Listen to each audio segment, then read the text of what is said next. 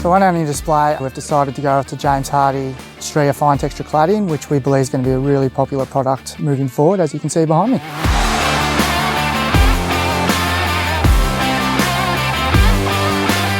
Stria Fine Texture Cladding is a 14mm board that has a shiplap join. It has a pre-embedded textured finish, and when you put the shiplap together, it creates this lovely V-shaped shadow line, which really accentuates the modern look that we're looking for in homes today.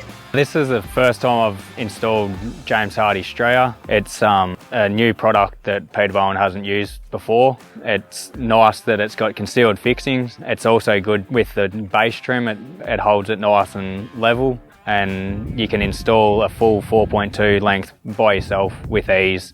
We chose Stria Fine Texture Cladding because we wanted that clean rendered look. The embedded texture in the boards means we don't have to wait for a renderer, which is a big advantage to get homes completed faster. Builders are loving the Stria Fine Texture Cladding because it's so fast to install. Comes in 3m, 4.2m planks. It's also the design side that they're loving, so the homeowners are looking for a lot of that vertical trend and also the textured finishes. And third, it's built really tough. It's termite and rot resistant. Easy. Because this was the first time that we've installed this Stria, we got the James Hardie rep to come out as well as the Dahlsens reps, and pretty much ran through exactly how we should install it and how we should prep for it. We love working with Dahlsens, and we have worked with Dahlsens for a very long period of time.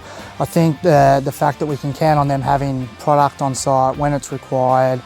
If something does go wrong, we know we can pick up the phone and make a phone call to Danny, our account manager, and it's sorted straight away. So the relationship's been great.